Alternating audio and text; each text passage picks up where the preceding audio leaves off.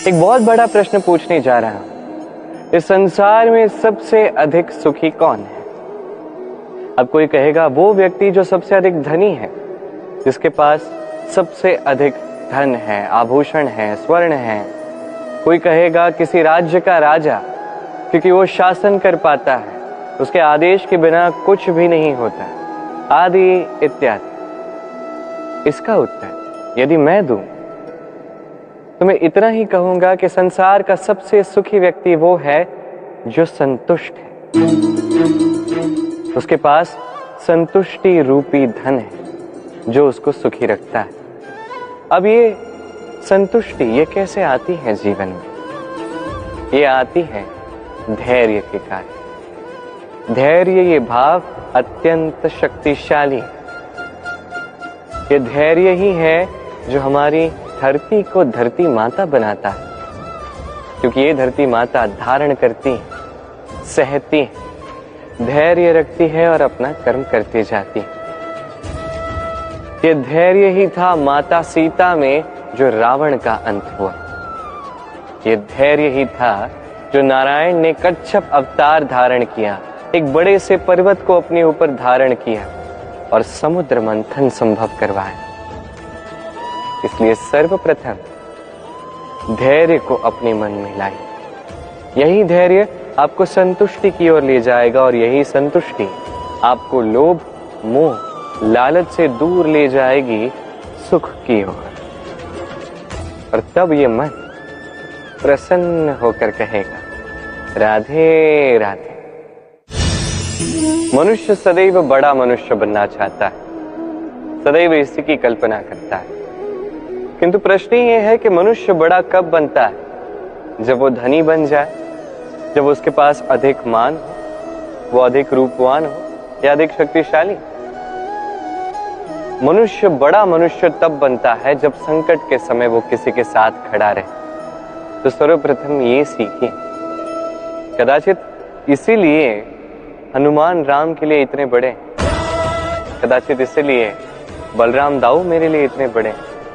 यदि आप भी जीवन में बड़ा बनना चाहते हैं तो किसी के साथ उसके दुख के समय में, उसके संकट के समय में उसका साथ निभाइए, उसके साथ खड़े रहिए। ये मन प्रसन्न होकर कहेगा राधे राधे।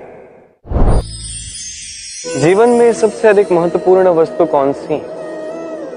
घर, वाहन, स्वर्ण, धन। यदि मैं आपको सत्य बताऊं तो जीवन में सबसे अधिक महत्वपूर्ण कोई वस्तु है ही नहीं। यदि कुछ महत्वपूर्ण है तो वो है भाव, करुणा, मित्रता, मातृत्व, वात्सल्य और सबसे अधिक महत्वपूर्ण प्रेम। अपने इस जीवन में यदि आप इस समस्त जीवन को वस्तुओं का खेल बना के रख देंगे तो जीवन में आनंद नहीं रहेगा। अपने इस जीवन को भावनाओं का घर बनाएं। ये मन प्रसन्न होकर कहेगा राधे राधे। मनुष्य की एक अत्यंत विचित्र प्रवृत्ति होती है दूसरों के विषय में, उनके जीवन के विषय में, व्यक्तित्व के विषय में, भविष्य के विषय में अनुमान लगाना। ये अनुचित है। किसी के भूतकाल को लोग देख के भविष्य बता देते हैं, वर्तमान को देख के उसका भविष्य का अनुमान लगा लेते हैं। उदाहरण दूं तो किसी दास को देखिए, उसे देख के लोग कहते हैं कि इसके भविष्य में ये हो सकता है, अनुमान लगाते हैं।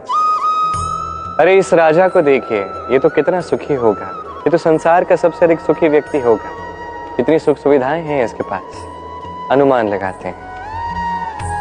सत्य तो ये है कि आप किसी के व्यक्तित्व के विषय में या भविष्य के विषय में पूर्ण सत्य कभी ज्ञात कर ही नहीं सकते, बस अनुमान लगा सकते हैं। और अनुमान लगा के कोई लाभ नहीं होने वाला, क्योंकि ये काल जो है ये अत्यंत शक्तिशाली है।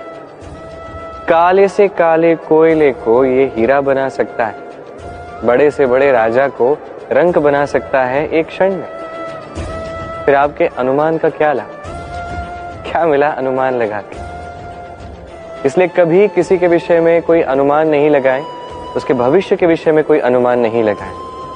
कोई धारणा किसी के विषय में ना बने। कुछ करें तो प्रेम, सब में प्रेम बांटिए, सब में सकारात्मकता बांटिए।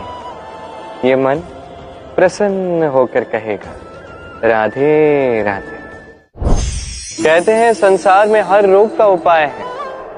यदि आप अपने शरीर से प्रेम करते हैं तो व्यायाम कीजिए, यदि आप श्वास से प्रेम करते हैं तो प्राणायाम कीजिए, यदि आप अपनी आत्मा से प्रेम करते हैं तो ध्यान कीजिए, किंतु यदि आप अपने जीवन से, परमात्मा से प्रेम करते हैं तो सबसे प्रेम करते रहिए। ये प्रेम अत्यंत महत्वपूर्ण और आवश्यक है। इस प्रेम से अच्छी ना कोई औषधि है, ना कोई आसन। इससे अच्छा ना कोई व्यायाम है, ना कोई प्राणायाम। ये प्रेम बड़े से बड़े समस्या का हल निकाल सकता है। प्रेम बड़े से बड़े संकट को आपसे दूर कर सकता है। ये प्रेम आपको जीवन जीना सिखाता है, क्योंकि ये प्रेम ही जीवन का वास्तविक सार। तो आइए और मेरे साथ प्रेम से कहिए राधे राधे।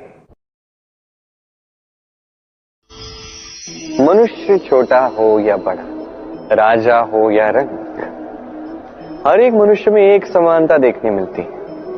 हर एक मनुष्य को अपनी प्रशंसा अत्यंत भाती है। बड़े प्रसन्न होते हैं मनुष्य जब उनकी प्रशंसा होती। और आप किसी से जाके कहिए कि आपकी ये भूल थी, आप में ये कमियां थी, वो सुनने के लिए सज्ज ही नहीं होगा। हर एक मनुष्य सुनना चाहता है कि आपने जो भी किया सर्वोत्तम था। अब आपको एक बात बताता हूं,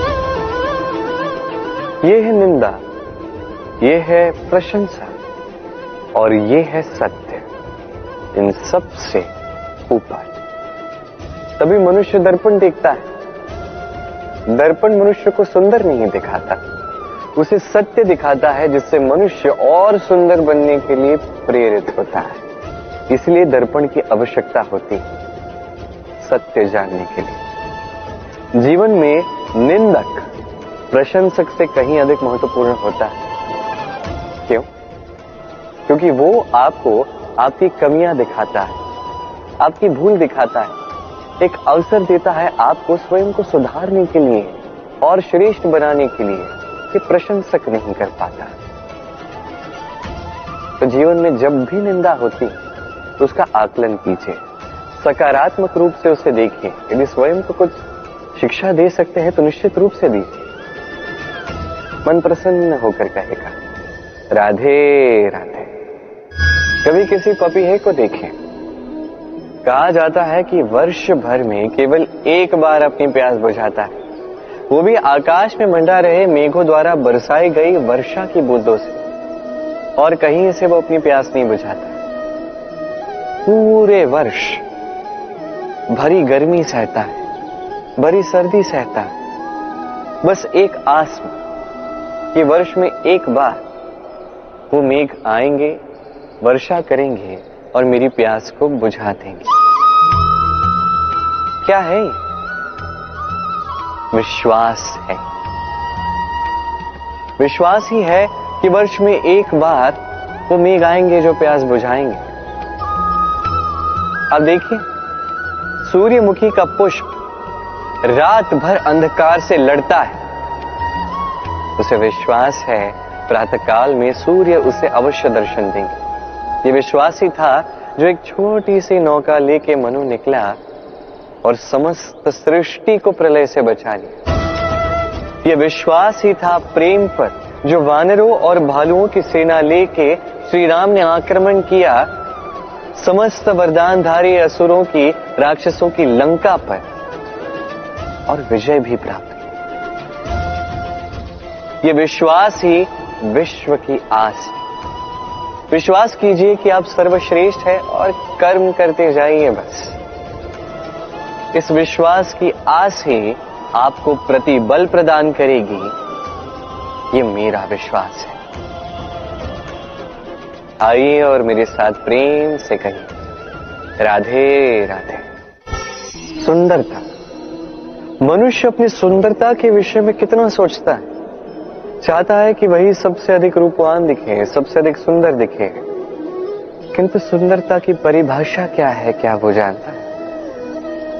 किसी माता से पूछिए, उसके लिए सुंदरता की परिभाषा उसकी संतान। भक्त से पूछिए, उसके लिए सुंदरता की परिभाषा उसके भगवान। श्री राम से पूछिए, उनके लिए सुंदरता की परिभाषा हनुमान है। टूटी हुई हनु, फूला हुआ मुंह, कहने को वानर, लंबी पूंछ, इतने भोले कि उन्हें अमूल्य मणियों की माला दी तो उसे तोड़ के उसमें श्री राम ढूंढ रहे हैं। किंतु भाव कितना सुंदर।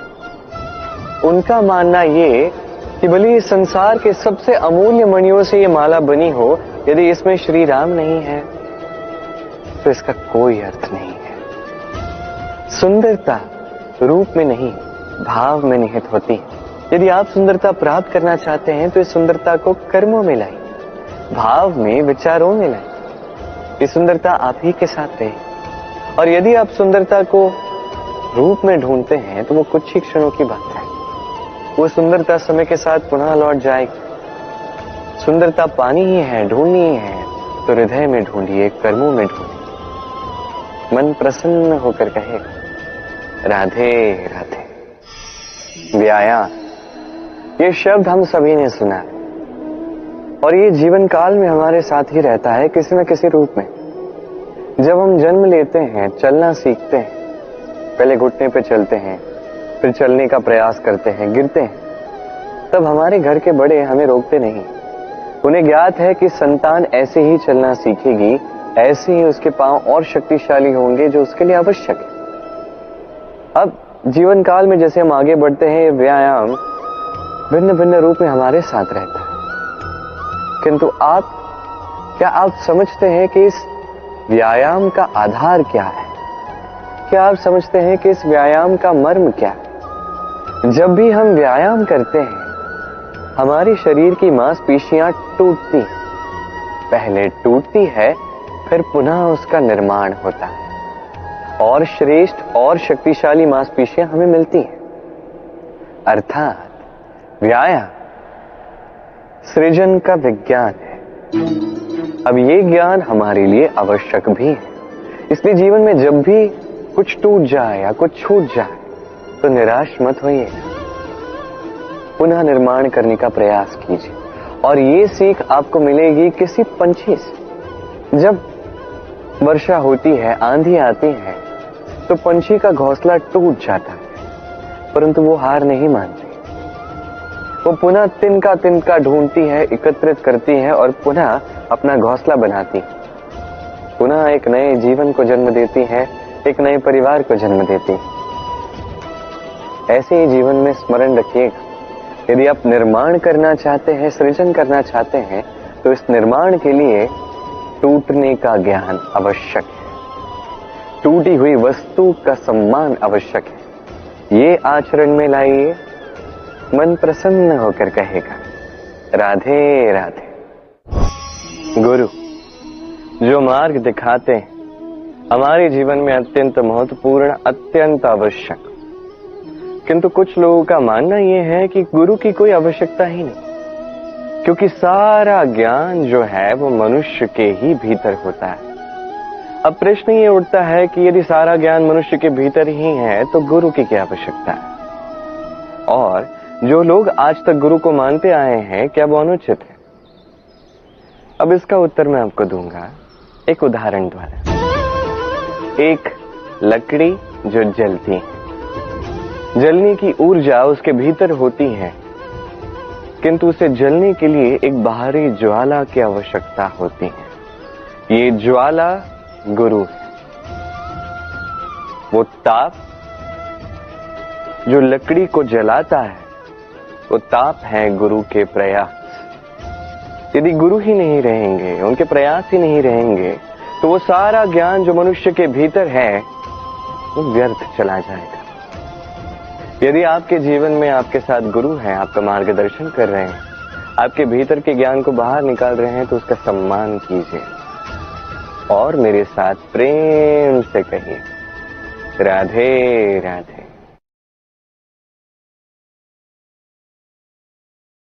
हुई धूप में जब हमारा शरीर जलता है हमें गर्मी का अनुभव होता है तभी यदि वर्षा होती है और वर्षा की बूंदें आके हमारे शरीर पे गिरती हैं तो कैसा अनुभव होता है कि वर्षा की बूंदें जब धरा पर गिरती है, जो नाद उत्पन्न होता है लगता है जैसे संगीत है।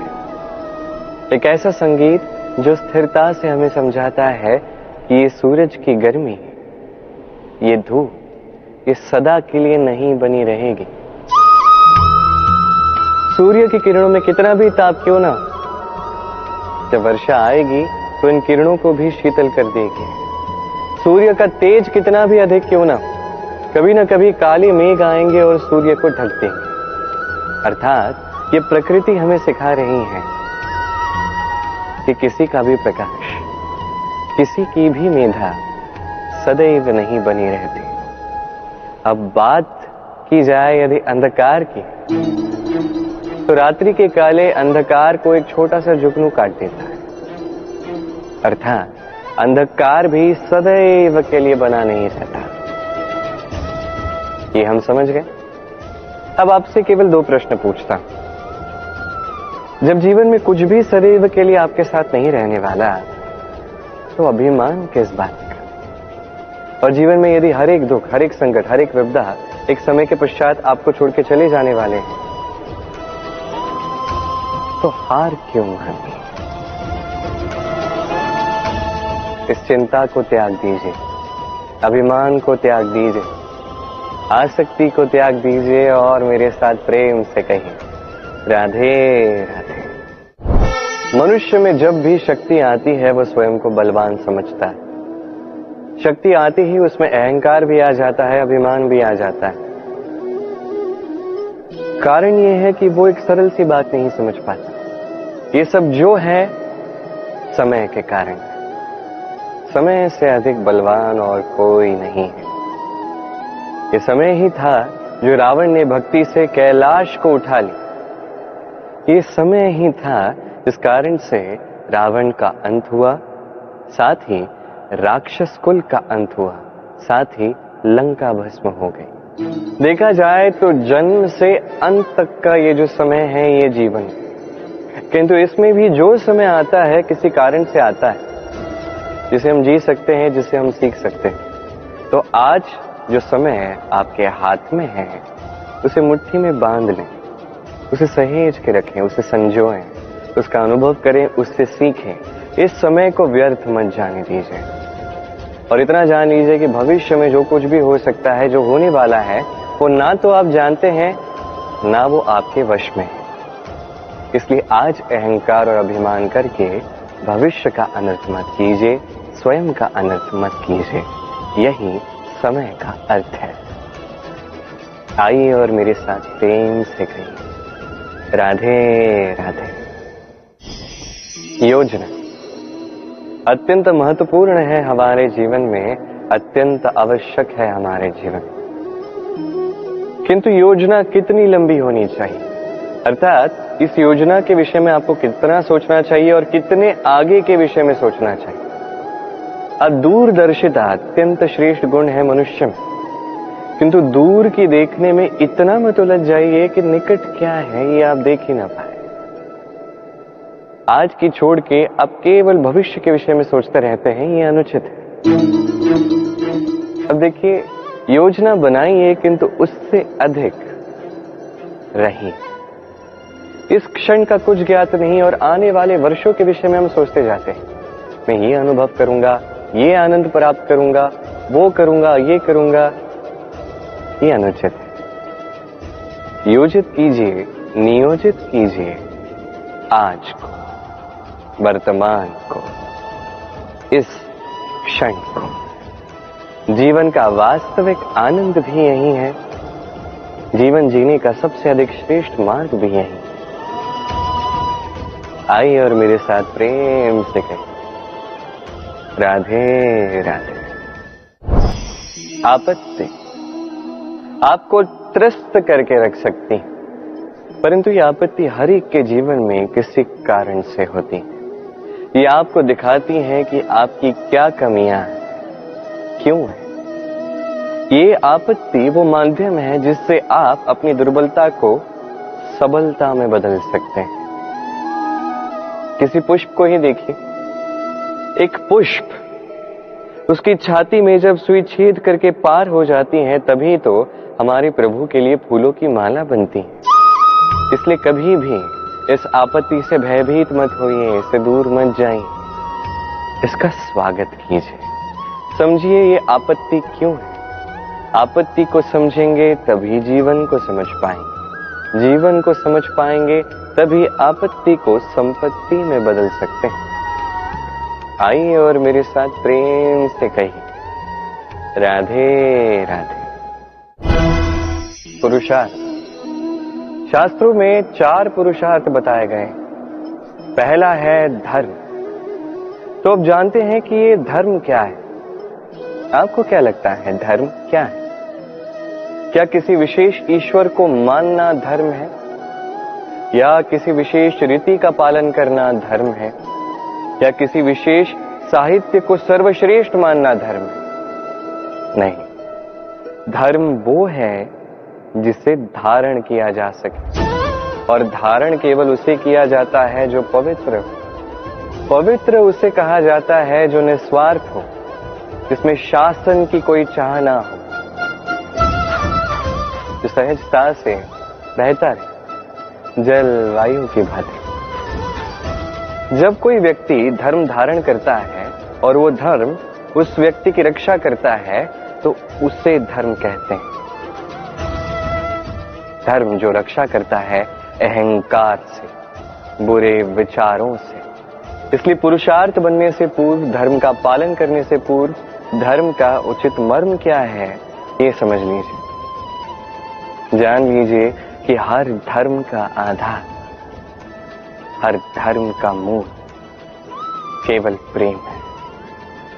आइए और इसी प्रेम के साथ कहिए, राधे राधे।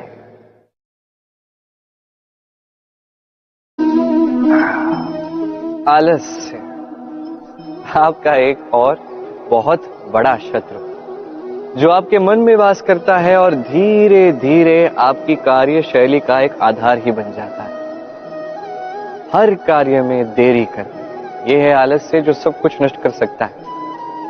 ये कार्य आज नहीं हुआ, कोई बात नहीं, कल कर लेंगे। प्रकृति हमें ये नहीं सिखाती। सोचिए यदि सूर्य ये कहने लगे कि कल उदित नहीं होते, कुछ दिनों पश्चात उदित होते हैं, तो क्या होगा? समस्त पृथ्वी का नाश हो जाएगा, है कि नहीं? देखिए इस आलस्य पे एक बहुत सुंदर कहावत है, आलस्यस्य कुतो विद्या। अर्थात जो आलस करता है उसे विद्या नहीं मिलती, ज्ञान नहीं मिलता। अब जिसके पास ज्ञान नहीं वो धन अर्जित नहीं कर पाता, उसके जीवन में सुख संसाधनों का अभाव होता है, मित्रों का अभाव होता है। जहां सुख संसाधन नहीं, मित्र नहीं, अपने लोग नहीं, ज्ञान नहीं, वहां आनंद कैसे वास करेगा? इसलिए कहा जाता है जो कर्म करता है वही संसार का कोई भी सुख हो उसे भोग सकता है। तो कर्म कीजिए, समय का सम्मान कीजिए, इस आलस्य पे विजय प्राप्त कीजिए। और मेरे साथ प्रेम से कहिए, राधे राधे। क्रोध आपके भीतर का एक और शत्रु। ये क्रोध क्या है? आपके मन की एक भावना है जो आप ही के मन में उत्पन्न होती है। ये मन आत्मा से जुड़ा होता है। अब एक भावना जो आत्मा से जुड़ी है, इसे अनुचित क्यों कहा जाता है? समझने का प्रयास कीजिए। क्रोध कभी कभी आवश्यक भी होता है, विशेष रूप से तब जब आप एक उचित पक्ष में खड़े हैं, सामने वाला अधर्म के पक्ष में खड़ा है और वो विनम्रता से ना माने। जैसे श्री राम क्रोधित हुए थे सागर पर, वो उचित था, और तब तक उचित है जब तक आप क्रोध को साध सकें। यदि क्रोध आपको साधने लगा तो परिस्थिति कुछ ऐसी हो जाती है। सामने एक व्यक्ति है जिसे क्रोधवश आप हानि पहुंचाना चाहते हैं। आपने एक अंगारा उठाया। अभी अंगारा सामने वाले को हानि पहुंचाने से पूर्व स्वयं आपके हाथ को जलाता है। बस क्रोध यही करता है, सर्वप्रथम आपका नाश करता है, आपका विवेक हर लेता है, आप अपना नियंत्रण खो देते हैं, सब कुछ बिगड़ जाता है। अधिकतर लोग क्रोध में ऐसे निर्णय लेते हैं जो उन्हीं के विनाश का कारण बनते हैं। अब कुछ लोग कहते हैं कि हमारे जीवन में इतनी पीड़ा है, इतने संकट है कि क्रोध आ ही जाता है। ऐसे समय पर उचित यही है कि आप स्वयं को इस क्रोध से दूर करें और फिर समस्या का निवारण करें, क्योंकि यही निवारण आपके जीवन को एक श्रेष्ठ स्तर पर ले जाएगा। तो क्रोध से दूर रहें, प्रसन्न रहें और मेरे साथ प्रेम से कहें राधे राधे। काम आपके भीतर का पहला शत्रु। अधिकतर लोग काम को वासना ही समझ बैठते हैं, किंतु ये संपूर्ण सत्य नहीं। काम का अर्थ है कामना। अब साधारण सी बात है, मनुष्य शरीर है, मन है, तो कामना तो अवश्य आएगी। देखना यह है कि ये कामना दुष्कामना है या सत्कामना। किसी और की वस्तु पर दृष्टि डालना, किसी और व्यक्ति पर दृष्टि डालना, किसी अनुचित वस्तु पर दृष्टि डालना, ये दुष्कामना है। और ये दुष्कामना व्यक्ति से दुष्कर्म करवा के ही रहती है।